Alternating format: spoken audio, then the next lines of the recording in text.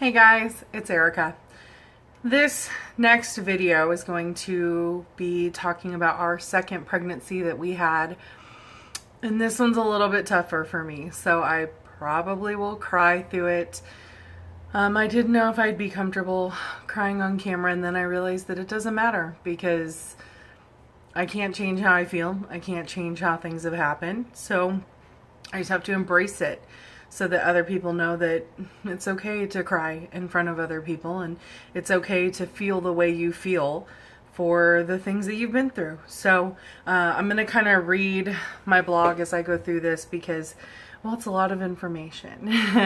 It's kind of been a long journey this last couple years. And right after I joined KCIA, started going to the support groups. There was a little conference get together that they had that was going to talk about surviving financially with infertility. And there was some couples that were talking about kind of like financial planning. And then there was a couple there that was talking about going overseas or going abroad to do IVF. And up until then, Bobby and I were totally opposed to doing IVF, primarily just because, well, I didn't do enough research on it. And I thought that even though we're not religious people, I didn't want to interfere with that process. And I thought it would be too much pressure on us having to select which babies we wanted and which ones we didn't. And I didn't know how I'd be able to do that. I think Bobby thought I was kidding when I said that I didn't want the responsibility of either picking the crackhead or the president, and I didn't know which one we'd end up with. And I know that sounds bad, but it's supposed to be chance. You're not really supposed to know what you end up with. Shouldn't really get to select. And I thought that's what IVF was about, so we had been against it till then. But then we started learning a little bit more about it. So we considered doing that. I went up and talked to the couple. And there was another couple that had also gone overseas to Greece and had worked with this nurse named Ruth. And Ruth works for a bunch of different clinics, and you could actually go do IVF, have an entire vacation, and it'd still be less expensive than what a round of IVF here would cost. And so I was kind of like, why wouldn't you consider going that option? It was less expensive. You know, everything else was included. You got a vacation. We'd, done plenty of trips, but we'd never actually just gone overseas and done an international trip like that. So I then was introduced to Ruth, and I could not have enough amazing things to say about her. She is one of the easiest people I've ever had to work with, and I consider her a friend now. And she was a hostess to us. We actually stayed with her for part of our trip in Greece. Her and her family are just amazing, and their house is absolutely gorgeous. So she is a nurse that works with different clinics and will get you in contact with the different doctors and stuff there, kind of be your liaison going back and forth. So she had places in Spain, in Europe, I believe, and then there was a couple places in Greece, and we picked the one in Athens because that's where she lives, coincidentally. And so her house has a little spare apartment off to the side, and that's what we were able to rent for the first couple weeks that we were there, because we stayed there for 3 weeks. So we decided to choose that clinic in Athens, and it took us a year to save up for this trip. We were already over $50,000 in just an infertility treatments, and this entire trip was going to cost us about $12,000. And that $12,000 included flight, the procedure, staying there for the entire time. We kind of figured in spending cash, a rental car, all that type of stuff. The whole trip was going to cost around $12,000, which to do IVF here is like $20,000, between 15 and 20. So it's, yeah, I think I'd rather go overseas and actually have a really nice vacation. So there was a lot of stuff that had to be done before we went out there. Like I said, we do a lot of trips. We do a lot of cruises, so I'm used to booking that type of stuff, and I'm pretty organized when booking trips, but this was a whole nother ballgame. This was a lot of extra stuff. I wasn't used to having the money difference. We had to transfer money, which was kind of a pain having that wired. But everything was going fine. We got everything planned, and then we had a ton of testing to do. He and I both had to have a ton of blood work done before we go. I had to find a monitoring doctor because obviously before I go to make sure my body's ready for it. And then once we get back, we have to have someone who can help us. And that's not a regular OB. You have to go to an RE, which is a reproductive endocrinologist, so a specialist. So we had to find someone that would monitor someone going overseas. A lot of doctors here locally in Kansas City will monitor for other clinics, but not internationally. So we ran into that hurdle, but we did find a doctor locally here who's really great, and his office was fantastic and was able to help us. We got a phone call from Ruth about a month and a half before we were supposed to come down there, that the doctor there decided that we weren't going to be able to use my own eggs and we were going to have to use donor eggs. So our one of two options was we either canceled the trip or I guess technically they could have tried with my eggs. I just don't make enough of them, apparently, follicles. Or we look at doing donor eggs. And I know a lot of couples struggle with this, whether using donor eggs or donor sperm, whatever you have to use donor-wise. It's a really challenging decision to make. But when I'm set on something, I don't really move off of it.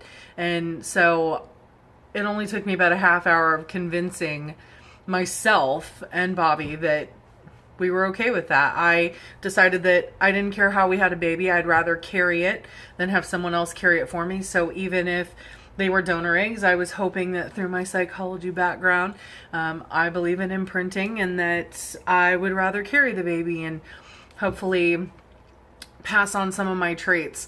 The drawback to doing donor eggs overseas is you really don't get any information. We didn't get a logbook. We didn't get to go onto a website and scroll through all the pictures and see who we wanted. Ruth knew that we had all of Bobby's traits. He would be in there, his blonde reddish hair, his height, his green eyes, and so we didn't want any traits that belonged to him. So she found a donor, but it had like blonde hair and green eyes, and she's like, no, we don't want her. We need someone that matches Erica's stuff. So she was able to find me one, but we don't know her background. I don't know what kind of heritage she has. Her background, she's white, Caucasian. She's 5'6", brown hair, blue eyes like me. But she was like 150 pounds, so thank God she's skinny. She was college educated, which was the other thing I preferred, because I am too, and I'd like to have somebody intelligence-wise. Well, just because they're in college doesn't mean they're smart, but you know what I mean. It gives you step up, in my opinion. I'd prefer someone who's college educated. We knew her blood type, and that's pretty much it. I don't know anything about her background, her medical history. The clinic is very particular about the people that they take in as donors. So really, I just had to hope and pray that they were going to be able to get someone who was good for us. And we kind of went back and forth on whether or not we wanted to tell people. We kind of had decided that we were going to, I guess, just kind of wait and see if the baby looked like me. Then possibly not saying anything except for immediate, very, very close immediate family knowing. And then if it looked nothing like me and had really tan skin, well, clearly I'm, pasty, and he's a ginger for the most part. So they're not getting their tan from us. So we weren't really sure. It's a difficult question, and we weren't sure how to handle it yet, but we figured we would deal with that later. Well, about a week before we were supposed to go on this trip, I get a phone call from KCIA that our local news station, Fox 4 News, wanted to do an interview with people who had done IVF abroad. So there was another lady that was going to be doing the interview, and then there was me. And We kind of wanted to keep it secret that we were using donor eggs, and I totally fucked that up. I take full responsibility.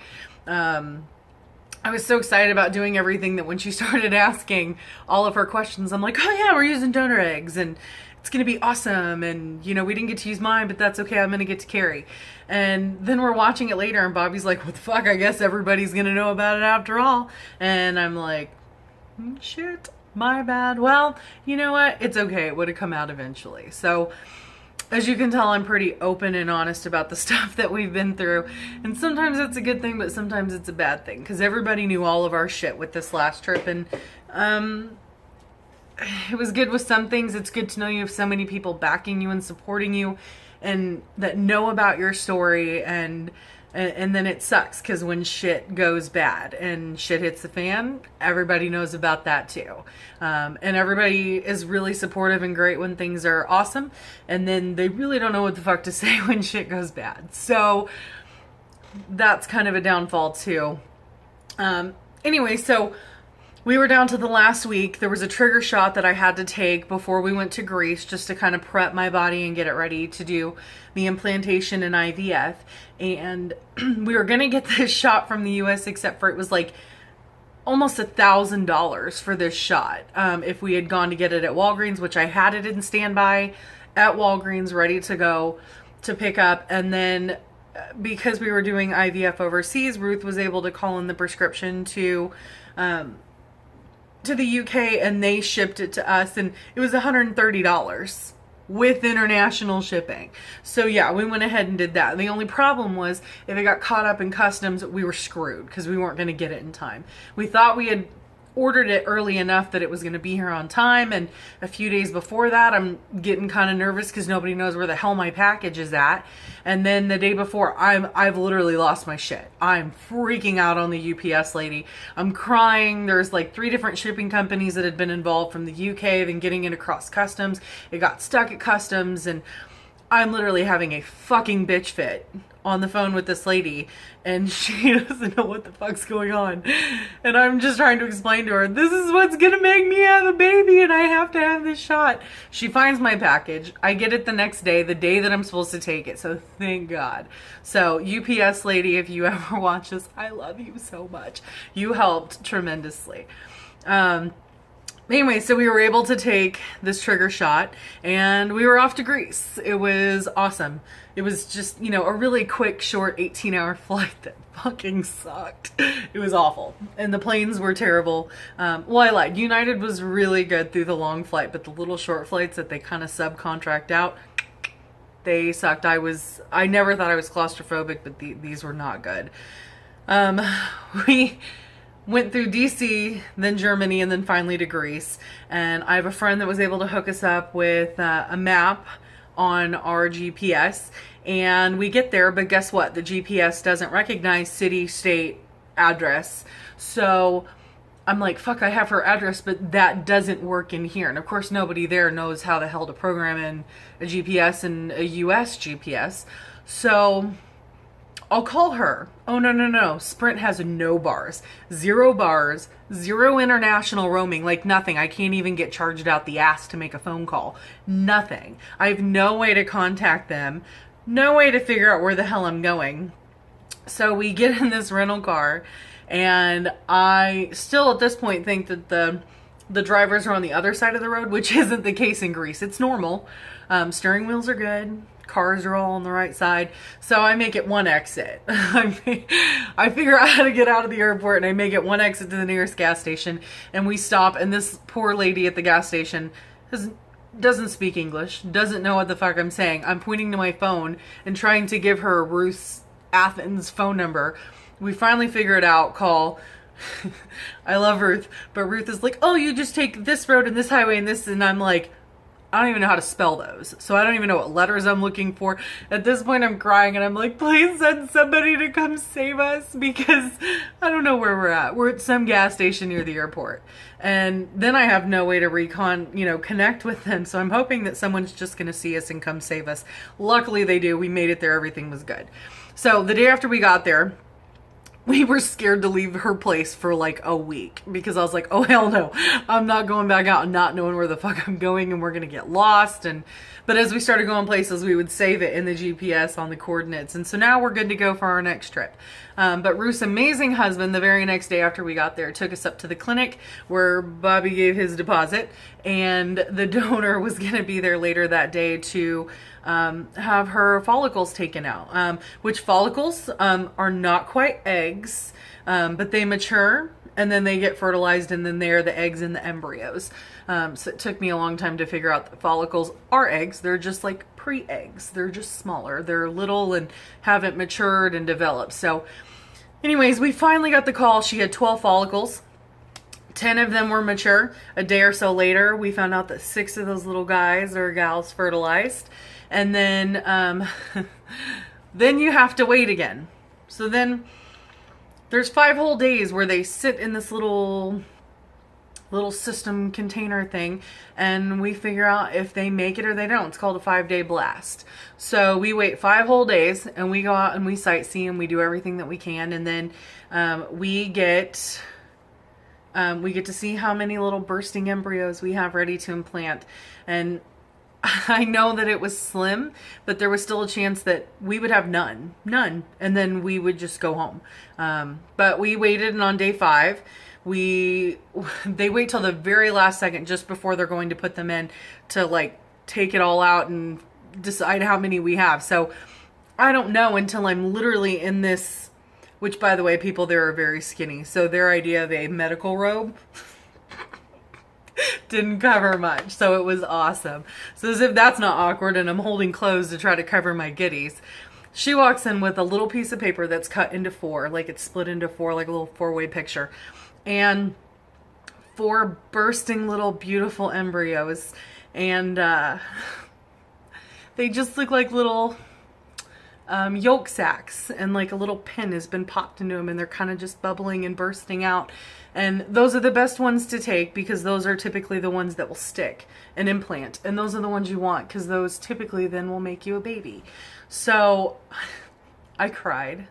I looked at that sheet of paper, and it was so weird because you're looking at it and you're like, it's not really anything, but those are our babies already. Like they're ours. So anyways, we implanted 2 of them, and so we aren't able to do much after that. We did the procedure, had the 2 implanted, and we were able to freeze 2 to be able to use them later on our next trip. And so we go home, and I can't do anything.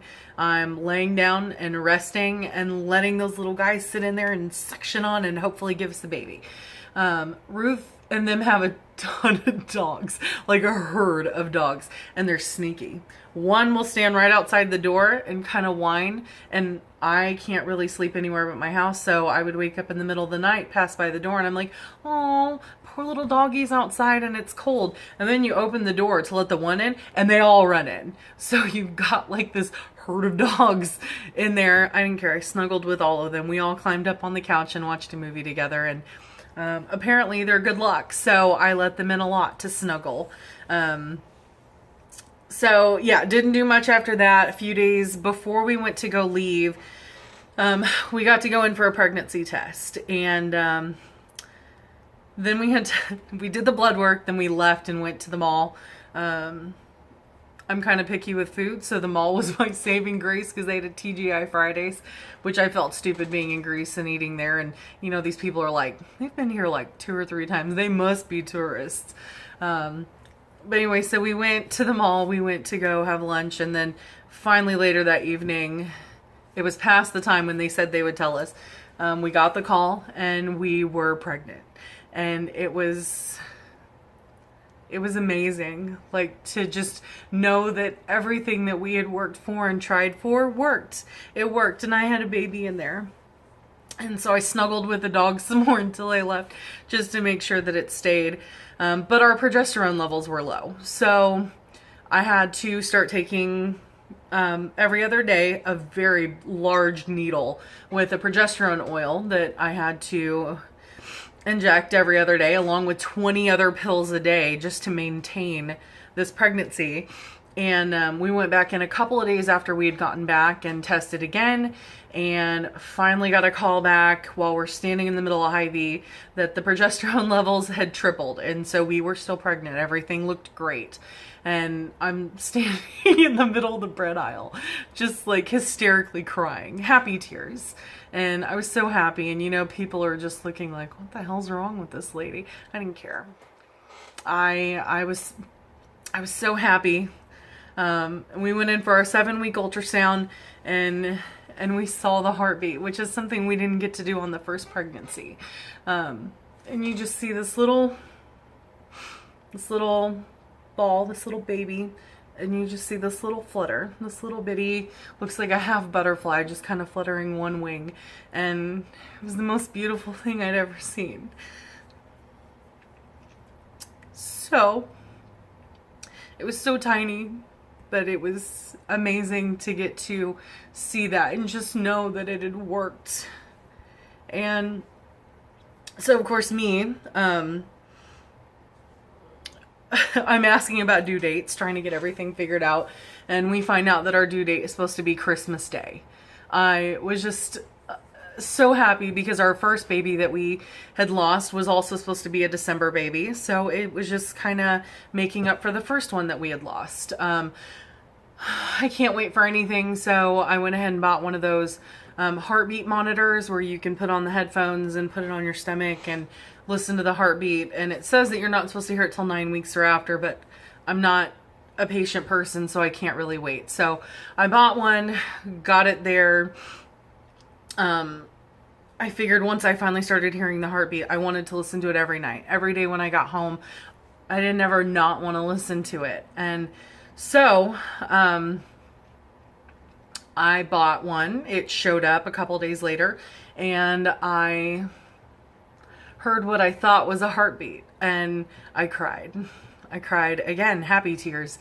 And then Bobby came home, and I made him listen to it, and we listened to what we thought was a heartbeat, and I cried some more. We were scheduled to go in for our 9-week appointment, and I didn't even think that there was a possibility. It wasn't even in my mind that something could possibly be bad because I had heard the heartbeat. I heard it, and I was going to get to hear it on the big machine today, and everything would be fine. And then the nurse tells us there's no heartbeat. And like it's like the words weren't even there. Like nothing processed, nothing made sense, because that was not even a possibility. That had not even crossed my mind that it wasn't still going to be there just a couple of days after I just listened to it. They said that it had stopped growing at week 8, so whatever I was hearing was not the heartbeat, and that I didn't have a regular OB because I assumed that once you started seeing a specialist, you didn't need to have an OB. That's wrong. Ladies, keep your OB. Keep a high-risk OB. Doesn't matter. Keep somebody. I didn't have anybody, especially doing all the overseas stuff. I didn't have somebody regular here, just the specialist that I was seeing. So the monitoring doctor wouldn't do a D&C on me. I had to schedule an appointment with their surgeon. And so I did, but they didn't have an opening for another week. So a day before I was supposed to have the consultation, I started to bleed. There's a hospital that a friend of mine went with that she used that hospital to have a D&C with, said it was fantastic, and that's awesome. But she had an OB that was at that hospital, and we didn't. So when we went to the ER, they hooked me up to an IV and then did some scans. And then I told them, I don't want to do this naturally. I don't want to. I don't like blood on myself at all. I can deal with anybody else dealing with stuff, but I can't deal with it. And I know emotionally, mentally, physically, I was not going to be able to handle this. And I told them I did not want to do it naturally. I have to have a D&C. Well, they kept telling me that it wasn't an emergency and that natural would be so much better. And it's one less unneeded surgery. And my opinion was just that it was later at night and the on-call surgeon didn't want to come in and deal with this because this is something normal that happens a lot. So I laid there and I bled, not a little bit. I could bear down and feel it pouring out of me. I was covered from like stomach to just above my knees pretty much in blood, like covered.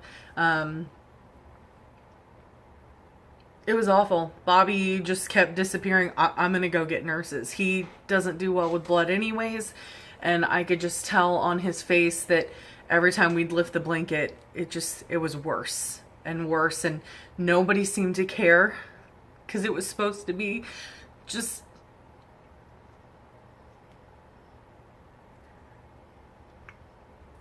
something normal and natural that people deal with. So it wasn't an emergency to them. Anyways, I went to the bathroom and there it was. I don't care what people say. I don't care how small it was, how new it was. That was my baby. And the nurse actually came in and she told me that she touched it. Like, she put on gloves and oh, that's it. Well, now you don't have to have that DNC after all. You know, you didn't need the surgery anyways, and this just helps. It should be done naturally. And I wanted to kill her. Like, honestly, I wanted to just bash her face into the wall until I couldn't feel my fists anymore.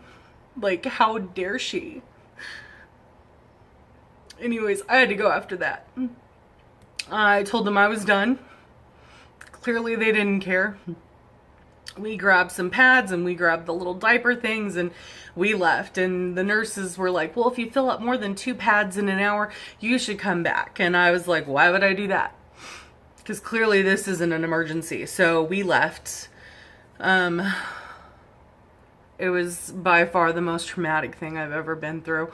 I slept on the couch for the next few days because I just bled and I cried and I didn't talk and I didn't want to eat and I didn't want to do anything.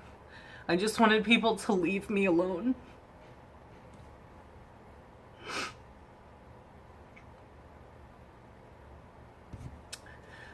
Definitely the worst thing I've ever been through.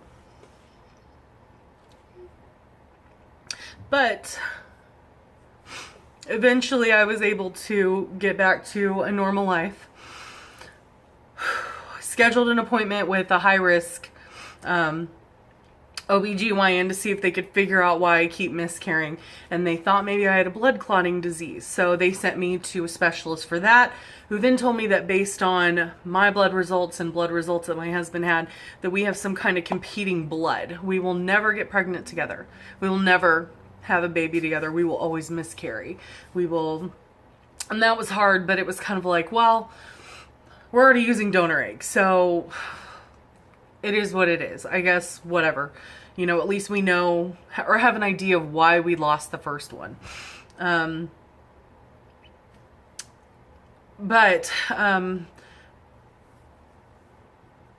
Anyways, before I miscarried, which was a couple weeks before Mother's Day, my husband got me my first Mother's Day gift, and it was a necklace that had the December birthstone on it, and it meant a lot to me because it stood for both of my babies.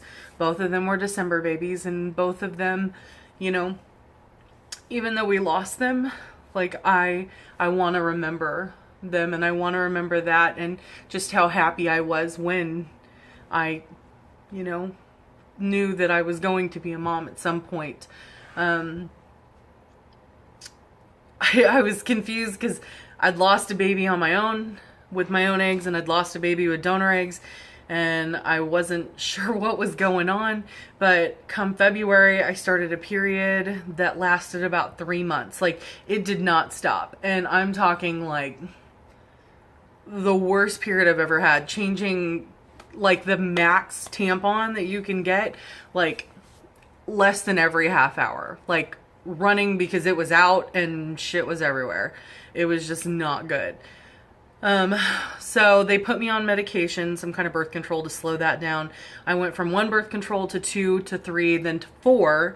And after being on 4 birth control a day for like a week and a half, they finally were like, yeah, we need to do a DNC and a hysteroscopy and figure out what's going on. They went in and did that just to kind of scrape and get all the bad stuff out. And she said it's good because I wasn't even close to stopping. But she didn't see polyps, and that was a good thing. Or at least that's what she told my husband. But they sent it all off to be, biopsied because they didn't know if it was cancerous or not. So when they got the test back, it was benign. So everything, nothing was cancerous. However, I had tons and tons of polyps, intrauterine polyps. And so when they took all that out, apparently my lining was so thick it was covering everything, so she didn't see any of the polyps, but I had them everywhere. So she didn't try to get all the polyps out because she didn't know that I had polyps. So now that I've kind of figured that out, I've had this issue before, so I'm wondering now if maybe I had the polyps when I was pregnant this last time and we just didn't know about it, because even 1 polyp can fuck up a pregnancy and you can miscarry and lose it. So a lot of people have had surgery just to remove a single polyp. It may be bigger, but when you have polyps in there that restrict and you have a baby that's trying to grow, it's not going to let it get any bigger. So I don't know if that's the reason why I've lost the second one, but it's the closest thing I have to an excuse or a reason why, and I'm going with that because it makes me feel better to have something to blame. It's hard when you have nothing and no one, and there's no fucking reason, and nobody can tell you anything, and people just treat it like it's something that's common. Those were my babies, and you can't tell me why I'm losing them. And that's hard. That's really hard to deal with because you just assume it's me. I'm not supposed to be a mom. This is just not meant for me. And that's a tough pill to swallow. So finding something to blame it helps. Christmas Day was difficult. I'm sure the family was pissed, but we did a little staycation, stayed away and avoided everyone. I was not dealing with my due date there, crying in front of everybody. I just don't need that. I don't need it. I don't want it. I don't really care. People can be mad. I cared about me and him, and we needed that time away. And so that's what we did. I started drinking a little bit more. I cried. I slipped into like a depression. And I've dealt with depression before, but I usually don't ever take pills. I'm not a medication person. I can figure it out and deal with it myself. But this one was hard. This just put me in a really bad place, and I didn't know how to get out of it. And so that's part of why I'm doing this blog and this video diary, is just to get it all out, because I have to figure out how to get back to an even level, because once I get back on all these hormones again, you turn into a bitch. I mean, you are crazy, crying, bipolar, sometimes you're horny, sometimes get the fuck away from me. You're all over the place and you don't know what you're gonna get based on the day. So I need to get back to just a good place. And it sucks because it is getting easier for me. I am doing the support groups. And now that we're moving towards our next Greece trip, I'm trying to force myself to understand that everybody has problems that they're dealing with. And some people are blessed with children, and some people have to deal with money issues and trying to support those children.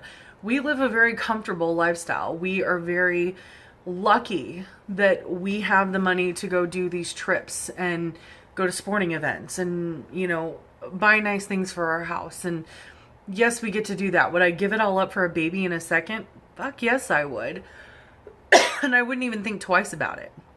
But everybody has the stuff that they're dealing with, and people want what they can't have, and usually what they can't have is what they want the most.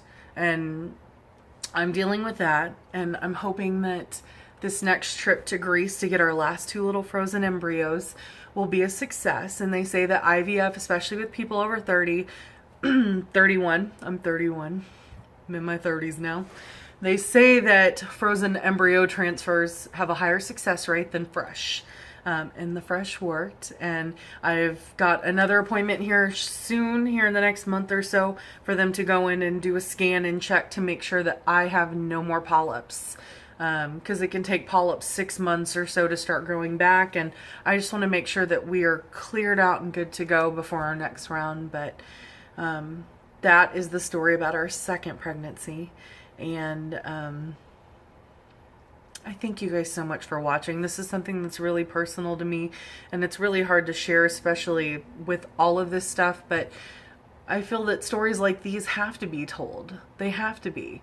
People need to know that they're not alone. People need to know that it's okay to grieve, and it's okay for people to feel the way that they feel. No one should make you feel bad because you need extra time to grieve.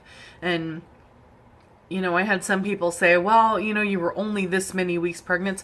Fuck you. That's what I have to say. I don't care what you think about me only being 7 to 9 weeks pregnant. I was pregnant. That was my baby. We had spent tens of thousands of dollars just to get pregnant that one time, and then the second time. And it's something I wanted more than anything. So don't you dare try to undermine and tell me that the way I feel isn't justified. I can feel however the fuck I want, whenever I want. And tomorrow I may give you a hug and, you know, tell you that it's okay, and I'll put on a smile, but I don't have to be that way every day. And people need to keep certain comments to themselves. Be supportive. Don't say anything is, I guess, my best tip that I can give you. Don't say anything. Don't give advice. Just tell me that you love me. You're here to listen, and give me a hug. That's all I want you to do. I don't need your advice. I don't need your criticism. I don't need anything else to make me feel more like shit than I already do. So just let me know that you're there for me. That's it. That's all you have to do for anybody that's going through something like this. I love you. I'm here if you ever need to talk, and I'll buy you whatever ice cream flavor you like. That's all we like to hear. Anyways, I love you guys. Thank you so much for listening.